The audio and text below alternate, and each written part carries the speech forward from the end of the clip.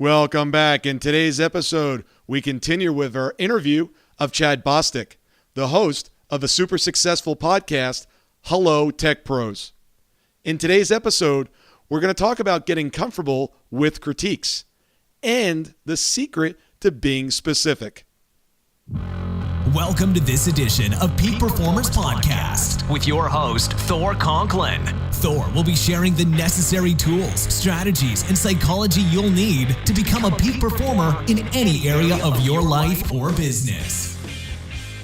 Thor Conklin here. We give you the tricks, the tips, the tools, the strategy, the technology, and the psychology peak performers use in order to get more done and execute at the highest level. If you know what to do but struggle with getting it all done, or simply want to raise your game to the next level, this podcast is for you. Sit back and enjoy.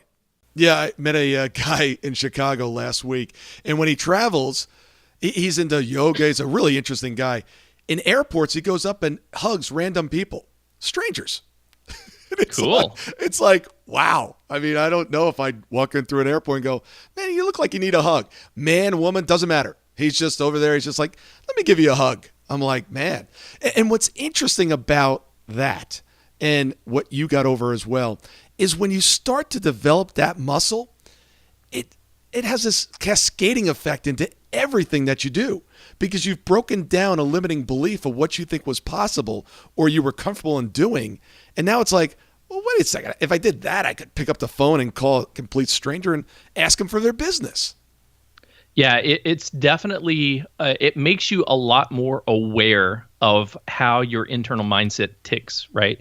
So I struggled with, even though I was making progress, I eventually found the perfect partner in my life, and we got married, and she's amazing, and we've built a family together, and I've grown my career, and I moved into management, and I started leading other engineers, and then I started my business and started doing that. That was all well and fantastic, and they're little bitty tiny steps every day along that journey across 15, 20 years.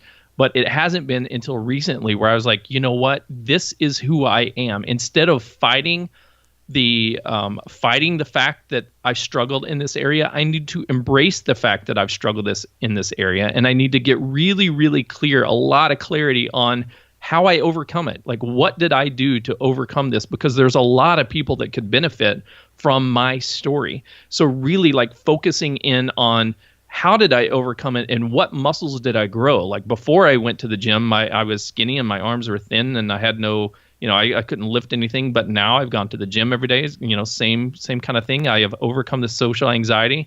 I have worked on it. What were the steps that I've taken? And now that I am self-aware, what are the limiting beliefs that I still have? Where am I still struggling?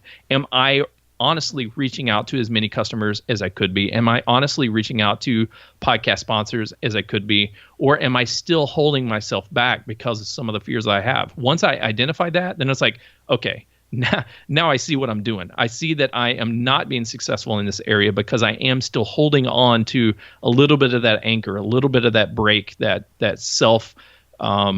self-awareness kind of thing that's holding me back from achieving it. And okay, now I need to dive into it. I need to address it head on. I need to break through that barrier. And once I do, and things start moving. Yeah. And what every entrepreneur struggles with and needs to understand is, and every human for that matter, is just when you break through those limiting beliefs and those fears, there's more on the other side. So don't think that you're just going to go away and then life is like, cool, nothing's going on. I don't have any fears, no limiting beliefs. There's other ones. Everybody has them. Fortunately, when you break through one layer, the next one's at the next level. When you break through those, the world just opens up even more. So this is a continuing process, figuring out what's stopping you. Where's the break? What's dragging you back? So it's a continuing process, and you've done a phenomenal job of breaking through this. So kudos to you. Thanks, man. I appreciate that. It was a really difficult early life. I know a lot of kids, struggle in their high school years and their middle school years. Everybody's awkward at that age. But for me, I just felt completely alone. I felt like on my own. My family didn't understand me. I didn't have very many friends to share my struggles with, and just I never had a date in high school. I didn't go to prom. I didn't go to any of the social activities. I just did my thing. I kind of studied in some of the topics that I was interested in and didn't in some of the others, but it was just completely lonely, miserable. And now, like, things are completely different because I finally got brave enough to really be introspective and think about where are these limiting beliefs, how are they affecting me, and what can I do to get past them? Yeah. And it's always great advice. Some of those you'll see yourself, and others you just don't see. If you play golf, you can never see where the club is at the top of your swing. And if you do happen to look up to figure out where your club is, you won't be able to swing it. You've got to have a coach. You've got to have a mentor. You've got to have someone close to you that can see these things and point them out. I do. I've got people around me that point out things to me all the time. What am I missing? It was funny. We did a live event a couple weeks ago. And afterwards, after every live event, we sit down and we go through, okay, what went great? What didn't go great? What do we need to improve? And the list of what we can improve is always bigger than the list of, what went great. And some of the things that showed up, it was like, really? I mean, I thought that went great. They're like, it was okay. I was like, okay, come on. I killed that. They're like, maybe not so much. So you got to have people around you. And you've got to be okay with taking their advice. I personally, I love criticism. People walk around and all the time and look at me and go, what? I don't mind it. It's like, tell me what isn't in alignment. What needs to get tweaked? Don't tell me all the great things that I did. I mean, that's great to hear. But tell me what I can do to make myself better. How can I serve more? That's what I want to know.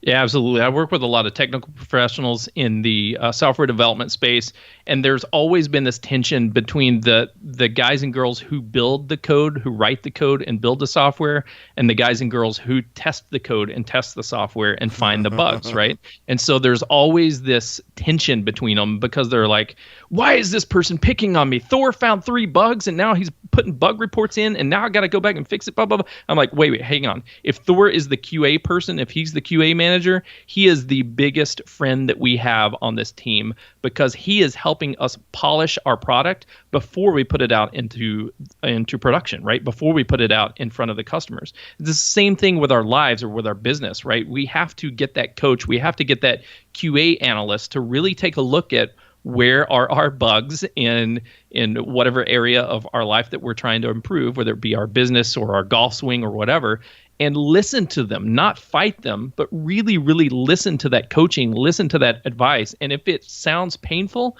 that's probably an area that where we need to dive in even deeper and take a good hard look at trying to make some changes. Yeah, you got to get honest with yourself and you got to get honest with others.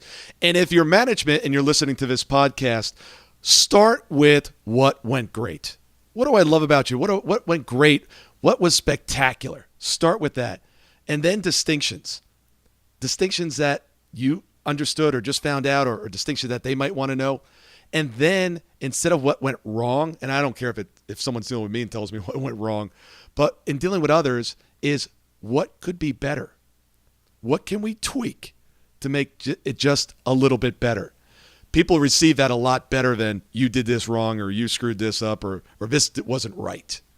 Yeah, I've been in leadership roles, I've been in management roles, and of course I've been led by many people. And when it comes across as just completely critical, then I tune them out and I say, this guy's a jerk, right? Or this chick hates me. Yeah. As opposed to, as you said, like approach with, dude, you're a rock star. You nailed it. That was awesome. And I'm like, yay. Okay, now here's a couple of things that I think we could get better on. I'm like, okay, cool. What can I get better on? But if it's just like, okay, here's what you need to fix. And I'm like, okay, you're just a hater. You're keeping me down. And you know what? I know that I suck at this. So what I need to do is just, I need to quit. I need to go home and I need to cry. I said, no, you need to listen to your coach. You need to listen to your advisor, your leader. But first, as you said, you got to really set a good tone with a person and really build that trust that, hey, I'm here for you. I want to help you. You are amazing. You are a rock star. There's just a couple of things that we could tweak. Yeah, and to this, I want to comment on this also. When you're giving praise, be very specific. And this is what I mean by this. If you're complimenting someone, let's say an employee, for having a great engagement with a customer, Don't say, I love the way you interacted with that customer. He or she doesn't really know what that means. I mean, that's nice to hear. Get specific. I really love the way you greeted them. You said good morning. You shook their hand and you made eye contact. And you paused for a moment. And you really made them feel like you were present. And then when you asked them that question of what can I do for you? How can we make this experience better? You got very specific with them. And the feedback that I overheard was X, Y, and Z. Get specific because you want them to continue to do that behavior more and more. Yeah, one of the most challenging things when I was a leader would be the end of year performance reviews, right? Where you have to write down all the positives, all the negatives, and really justify why this person is getting a raise, a promotion, a bonus, or not getting a raise or promotion or bonus, right? And it goes in their official file in HR. And it can be a very, very stressful time for any leader, but especially someone who has these, social anxieties to begin with. But once I figured out to quit using generic language like does a great job, and start getting really, really specific on where they're doing a great job and where they're not doing so good and where they need to improve, and having specific examples, right? Of Thor, I love the way that you interacted with this client. When you talked to her, you were very present, right? You use reflective speaking, right? So you listened to what she was saying and then you echoed it back to her, and she really was engaged in that, and she loved your communication style. So that you nailed. Where you could have done better is, in the delivery of the proposal, right? Or just that's an example, right? So, but be extremely specific on what they're doing well and what they can improve. What's one of your biggest regrets? The biggest regrets I have are all the opportunities I missed out on in life because I was too scared to take action. I was too scared to be social. I was too scared to be myself in front of other people. What's some of the best advice you've ever received? Be yourself. It's so cheesy, and I didn't want to listen to it for years and years and years. But when you get down to it, both it's not what you know, it's who you know, and be yourself and be honest with yourself. That's helped me a lot once I actually listen to it. Yeah, sometimes it's difficult to be that way. My clients will tell you that I am always raw and real with them. As a matter of fact, in the contracts that we sign, it says, look, I'm not here to be your babysitter or your best friend or somebody you can just kind of tell your problems to. If you want that, find a girlfriend or buy a cat. And people are like, wait a second, that's actually in the contract? I'm like, yes, it's actually in the contract. But that's who I am. Funny. And I'll tell you like it is. I'm not here to just listen to your problems. If you want to we need that, right? We need accountability partners. Yeah. We need people who are going to hold us to that higher standard and not just be yes men and yes women, right? And say, yeah, you're awesome, you're amazing, and give us a pat on the back. Right. We get that. We already get that from somewhere else. If we're finding a coach, if we're really trying to succeed, we need someone who's going to hold us accountable to our goals. Yeah, and it's important to have somebody that you can talk to about your issues, but that's not me. And don't hire a coach to do that. Find a friend. Find a girlfriend. Find a cat. Get a cat. Every peak performer that has ever lived or will live does one thing extremely well. They know how to take their ideas and execute on them. Ideas and knowledge are not power, but the ability to execute on them, that is real power. If you consider yourself a peak performer and really want to take your game to the next level and truly master the science of execution, I would like to send you some information about our upcoming event, Business Execution Summit. Simply take your phone and text the word BESUMMIT, one word, to 41411.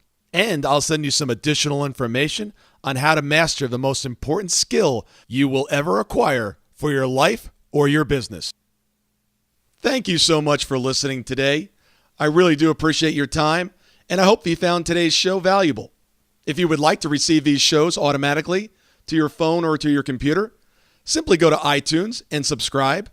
After listening to several of the shows, if you're so inclined, please leave us a 5-star rating, as this helps us reach additional people and spread the message. If you're truly committed to taking your life to the next level and doing whatever it takes to become a peak performer, but something's holding you back, something is blocking your way, and you just can't seem to figure out what it is? Send me an email to info@thorconklin.com, and I'd be more than happy to get on the phone with you. We'll schedule a 15-minute discovery call. No obligation, no cost. I absolutely love to hear from the listeners, and if there's something I can do to help, I'd be more than happy to do that. Also, if you found something of great interest in today's show and you want to share that with your friends and family, simply go to my Facebook page, Thor Conklin, click on the episode, hit the share button, and share it on your page. You can follow me at Twitter at Thor Conklin. The website is thorconklin.com. We're constantly adding new free resources, discussing additional tricks, tips, tools, and strategies on how to be a peak performer. Remember, I try to keep these episodes short so you can listen to them during dot time, doing other things, commuting, driving, walking, working out. Decide to be a peak performer in all that you do. And until tomorrow, have an absolutely amazing day. That concludes today's episode. Please tune in later this week for part 3.